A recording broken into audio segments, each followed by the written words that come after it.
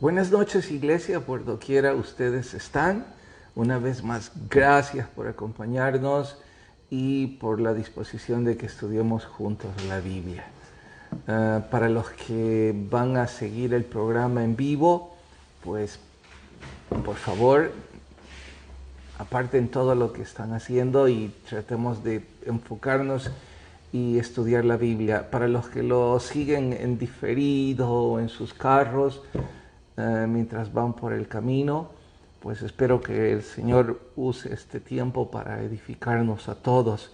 Vamos a orar y a pedir la guía del Señor. Padre, te agradecemos por ser bueno, por poner en nosotros la necesidad de estudiar tu palabra, por guiarnos, por ser luz en medio de tinieblas, y gracias porque a pesar de nosotros mismos hay una pizca de equilibrio cuando somos sensatos en volvernos a tu palabra con pasión. Te rogamos perdón por las cosas que hemos hecho mal esta semana y te pedimos la oportunidad para corregir. Nos encomendamos en el comienzo del fin de semana, principalmente pidiéndote por las actividades de la iglesia en las que rogamos te glorifiques y más personas sean alcanzadas. Te pedimos por los que están pasando momentos difíciles, producto de la pandemia o cualesquiera razones más.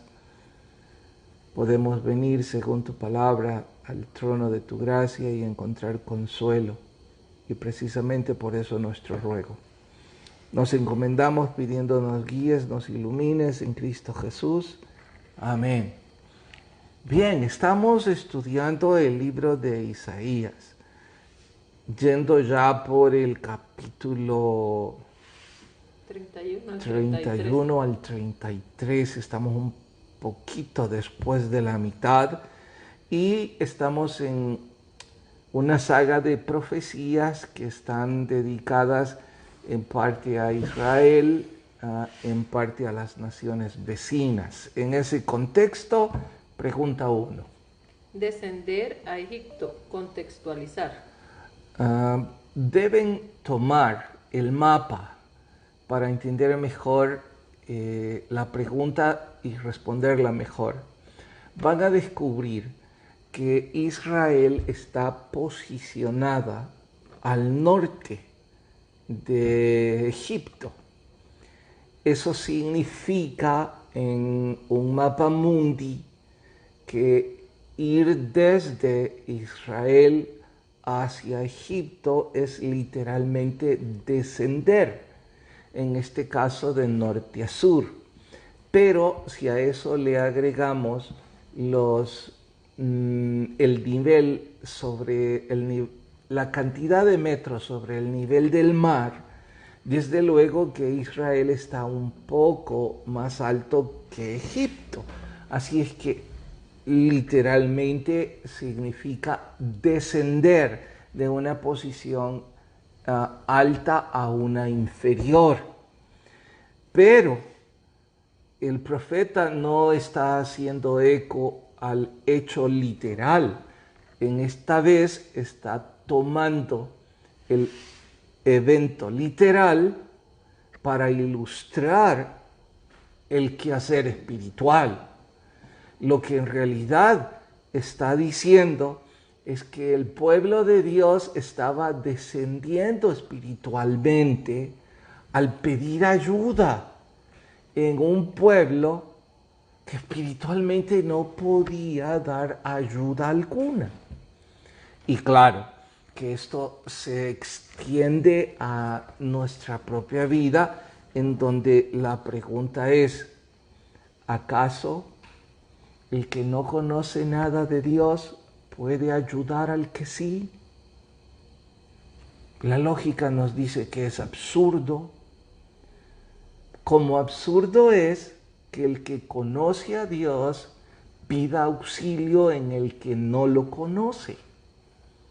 Es contraproducente, es contralógica Y eso es lo que el pueblo de Dios estaba haciendo, y de allí la reprimenda del profeta a ellos. Eso nos lleva a la pregunta 2, que es respecto a la temática principal del capítulo, y es precisamente eso. Pero ahora, en la temática principal, yo también voy a ampliar el hecho en preguntar. Hablemos un poco del pasado, y aunque el pasado no nos define, por supuesto que nos da una vivencia que nos debe catapultar hacia el futuro. Y al respecto, ¿quiénes fueron o qué fueron los egipcios en el pasado para el pueblo judío? Sus esclavizadores, sus enemigos, los trataron peor que animales, porque los egipcios adoraban a los gatos, pero odiaban a los judíos, al punto de llevarlos a niveles humillantes. Pues bien, resulta que ahora los judíos están pidiendo ayuda a sus ex esclavizadores. ¡Qué absurdo! Como absurdo es que esa mujer que ha sido maltratada por años por su expareja vaya en pos de ayuda. Saben, no estoy sugiriendo que ese hombre no pudo cambiar. Quizás sí. Pero estoy exhortando a esa mujer que se supone conoce del Señor, que se refugió bajo el abrigo del Altísimo. Bueno, ¿por qué no mejor se cobija bajo esa sombra en lugar de pedirle ayuda a su expareja? No me sorprendería que vuelvan a utilizarla. No sería ningún asombro que vuelvan a explotarla sexualmente. Y todo como consecuencia de usted descender. Porque cuán difícil es para todos nosotros subir 2 o 3 escalones, pero es tan fácil bajar 5. Nuestro peso nos hace irnos por el abismo. Lo menos que deberíamos hacer es asirnos del apoyo espiritual para no descender. Y ese apoyo espiritual es nuestro Señor. Nuestro Señor dice, ¿cómo pueden ir a Egipto a pedir ayuda en lugar de pedírmela a mí? Y yo ahora no puedo menos que exhortarme a mí mismo y decirme, ¿cómo se te ocurre esperar ayuda en entidades externas antes que pedir la ayuda de tu Dios? Sí, que Dios puede enviar ayuda a través de personas que no lo aman, a través de instituciones que no lo glorifican y no lo honran, pero nuestra confianza y nuestro ruego fue a Dios, no a Egipto. Así es que cuidado con volver a Egipto. Vamos a la 3, ¿no? 3. Contraste entre el tramposo y el generoso. Me gusta. Ahora el profeta describe el tramposo y el generoso para que lo identifiquemos. Dice que el tramposo habla tonterías y practica maldad. ¿Usted quiere saber si está a punto de cerrar un negocio? Si ese hombre o esa mujer son tramposos. Bueno, preste atención a lo que hablan. Y si su que hablar es frivolidades, tonterías, bromas sucias, obscenidades, si sus maquinaciones anuncian maldad, ya tiene la respuesta. Es tramposo. Es tramposa. Y las consecuencias de relacionarnos con tramposos siempre van a traernos tristeza. Ahora, el contraste de una persona piadosa dice que es una persona noble de carácter y piadosa. En este caso, ¿cómo deberíamos interpretar noble de carácter? Una persona educada, una persona sobria, una persona que reflexiona sus palabras.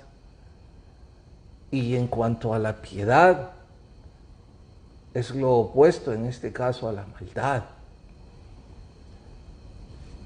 Va a ser satisfactorio y gratificante hacer negocios con personas de carácter noble y piadosas.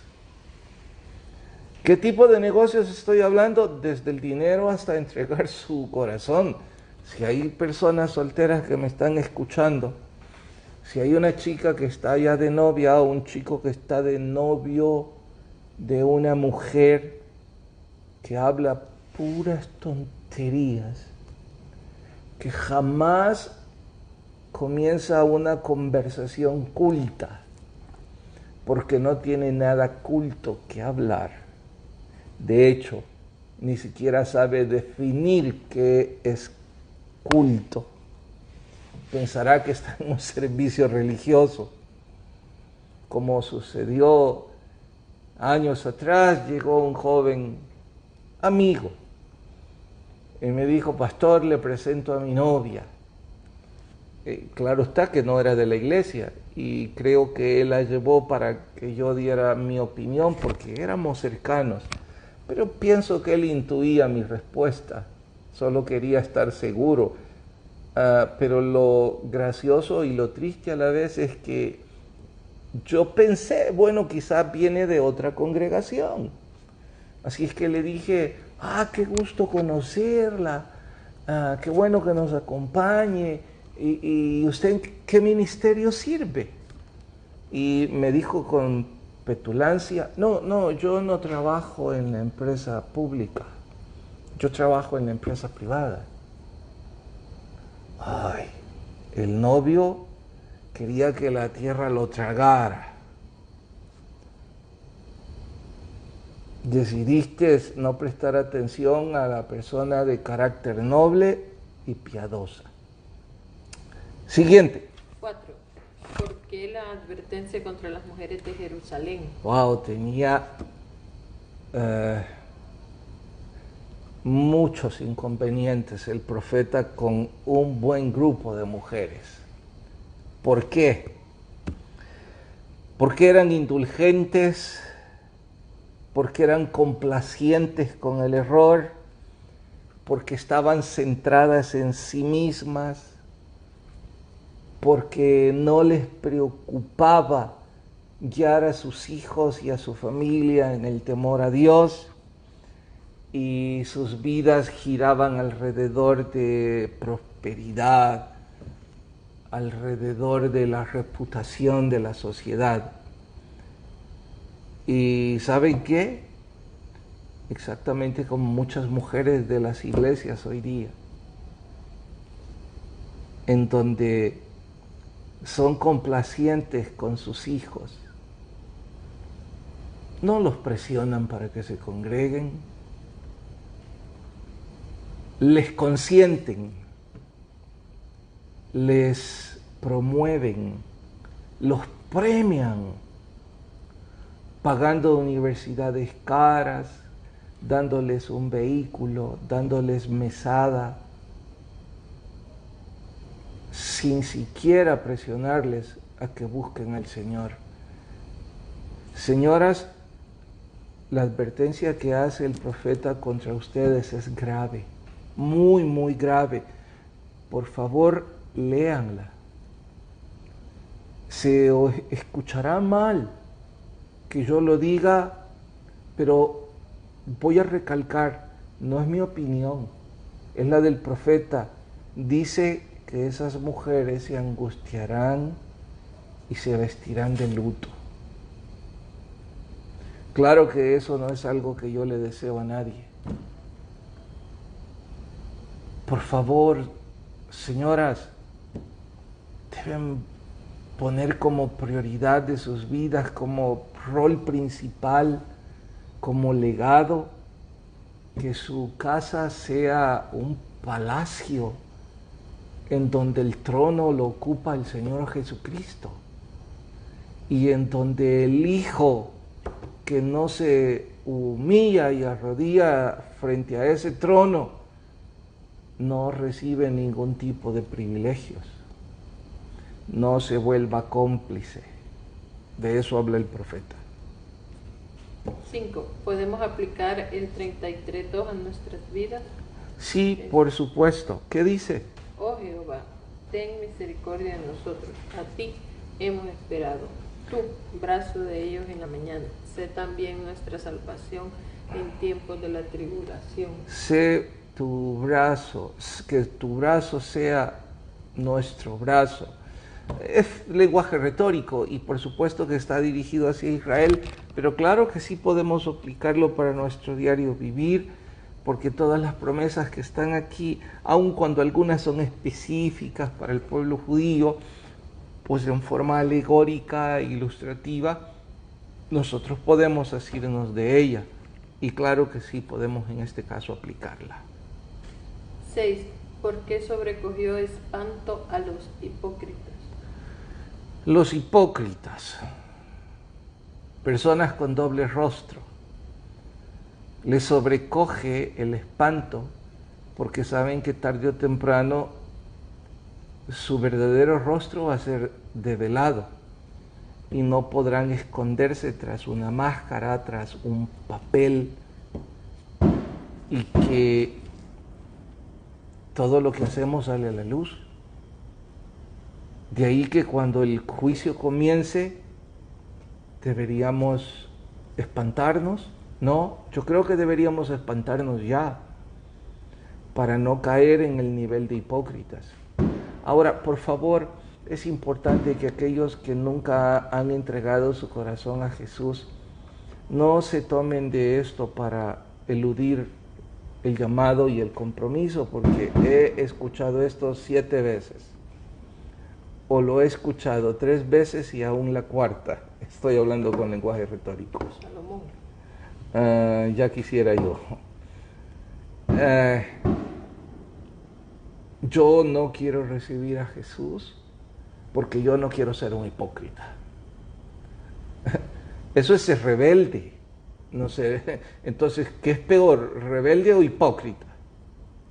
No se tomen de ahí, Si ya han recibido el llamado, ninguna excusa va a ser válida. Abran su corazón a Jesús.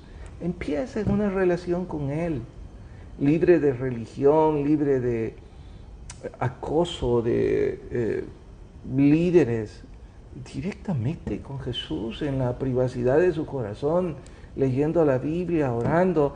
Y sí, busque una iglesia, un grupo en el cual congregarse, pero no lo tome como ese acoso religioso del cual usted se apropia para no buscar al Señor. En realidad le está dando la espalda al Señor, no a la religión ni a las iglesias. 7. Características de un pueblo orgulloso.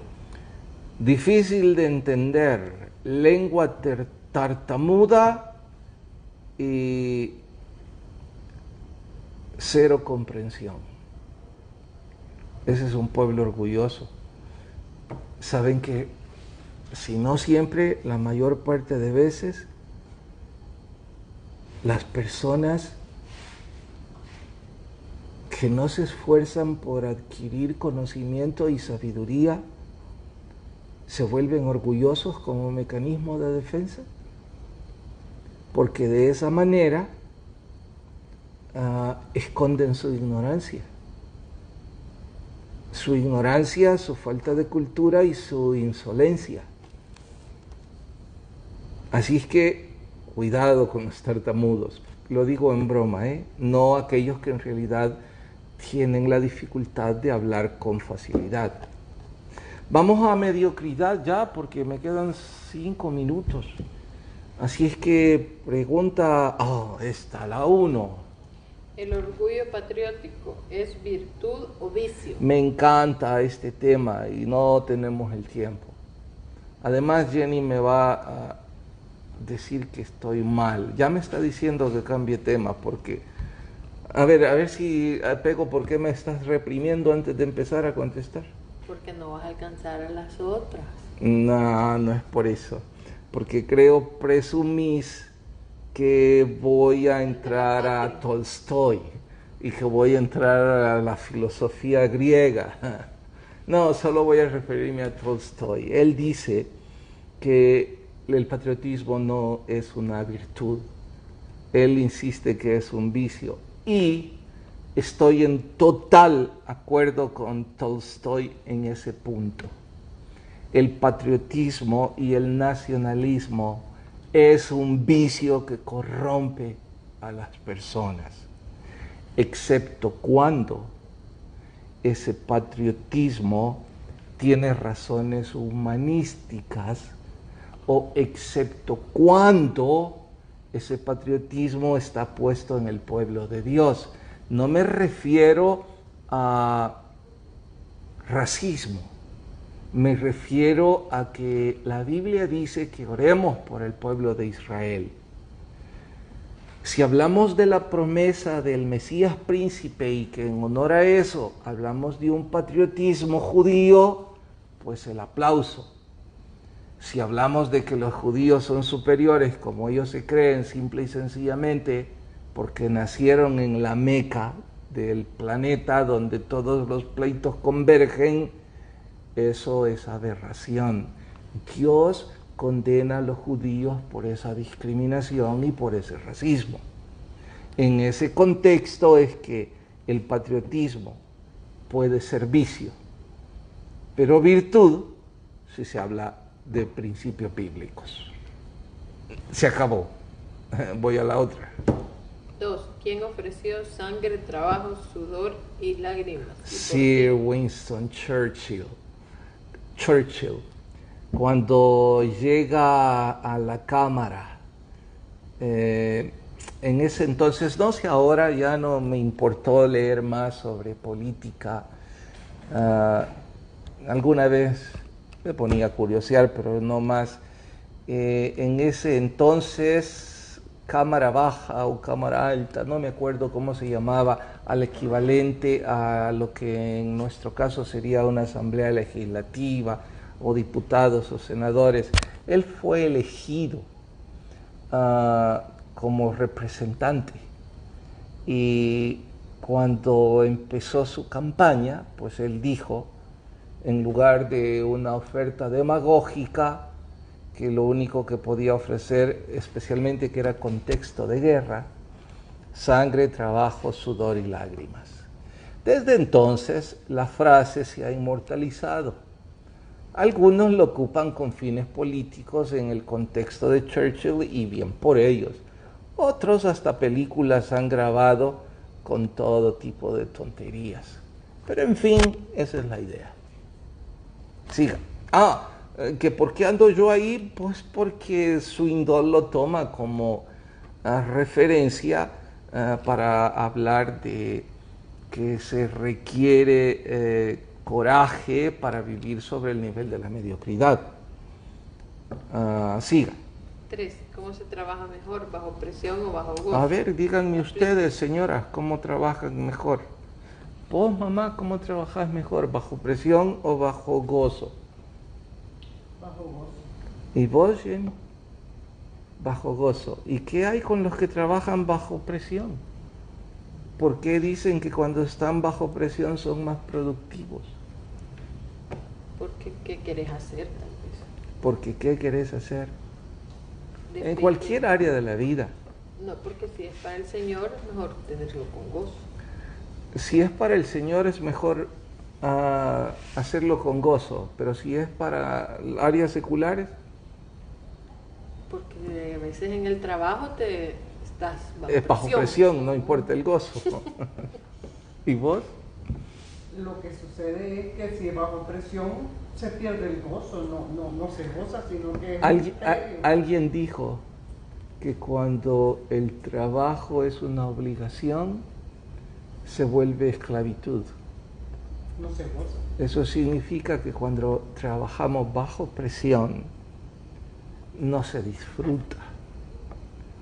Así es que pobres aquellos que se sienten presionados en lugar de complacidos. Y tengan cuidado, no se trata de trabajar de forma relajada, que si quiero me levanto o no. Las personas que disfrutan su trabajo son altamente productivos y se presionan a sí mismos. Llegan antes de la hora, son los últimos en salir y nunca se terminan de complacer porque están gozosos con ver la hora terminada. Pero no es la presión la que los empuja, sino el gozo. Se acabó el tiempo. Las 4 sugerencias para traer alegría a nuestras vidas. Las 5. Reflexione en los regalos de Dios para usted. ¿Cuántos regalos hemos recibido? Recuerde las promesas de Dios respecto a la generosidad. Examinemos nuestro corazón y glorifiquemos a Dios siendo generosos. La última fuente inagotable de energía, de alegría, nuestro Señor Jesucristo. Gracias por habernos acompañado. Les esperamos mañana en Icon, el domingo en los 3 cultos, y el que tenga oídos, oiga lo que el Espíritu dice a las iglesias. Pasen todos muy buenas noches. Adiós.